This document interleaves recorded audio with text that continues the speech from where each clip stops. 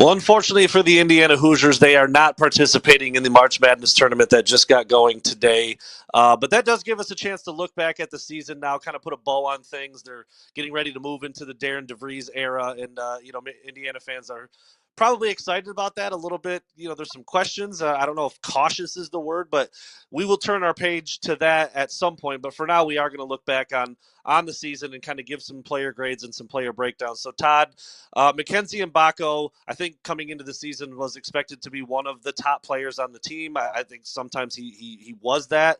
But again, the inconsistency kind of across the board for the Hoosiers is what led to them not making the NCAA tournament. So what were the thoughts on Mackenzie Mgbako before the season started as he was getting ready to be one of the focal points of the team? Yeah, well, he had come off of the end of his freshman season the year before. He was at his best in the last 5 games or so of the season. So obviously everybody was hoping that he would build on that and become, produce at the 5-star level that he was recruited at. He's a tweener. He's kind of a, part forward, part guard. He does a lot of guard related things, but he's got a forward body. So, the best hope was that he would take some of the attributes that both of those positions play and kind of combine them and become a force, especially on the offensive end. Certainly his defense, it was hoped for that it would be better than it was his freshman year where he was pretty poor at it. So those were kind of the expectations for Mackenzie coming in. And, he was going to be an important piece for this team. Well, at times, he would flash that 5-star talent. But overall, I mean, do you think he lived up to expectations? What were some of the highs and lows for him throughout the course of the year? If he were any other sophomore, you'd say, he had a sophomore-like season. He had some flashes where he was outstanding. I mean, thinking all the way back to the first game of the season against SIU Edwardsville, he was absolutely fantastic in that game. I think he scored 29 points in that game, if memory serves. Was just dazzling. And a lot of those points were early in the game, too, where he just carried IU beyond SIUE. Unfortunately, that ended up being his best individual game of the season. So he was really inconsistent. I thought the good of what he did was he was very streaky, so obviously he could get red hot from a shooting standpoint. I remember the game at Purdue in particular was when he kind of helped the team hang in there with the Boilermakers for most of the game. He was better, I thought, much like Umar Ballo. I thought he was better when he drove the rim. If he just depended solely on his jump shot, he was pretty easy to defend.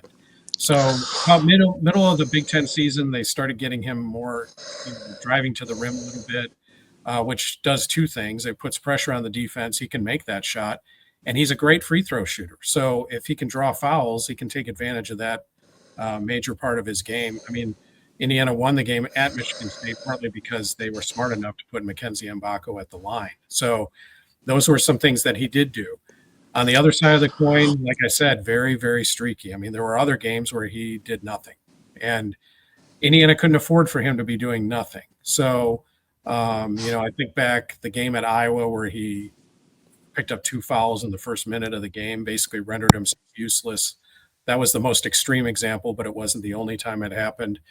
And Mackenzie is what he is defensively. He's not very good. And teams would go at him. I think he was better than he was his freshman year, but that's not saying a whole lot because he was pretty bad his freshman year. So he's basically a one-way player.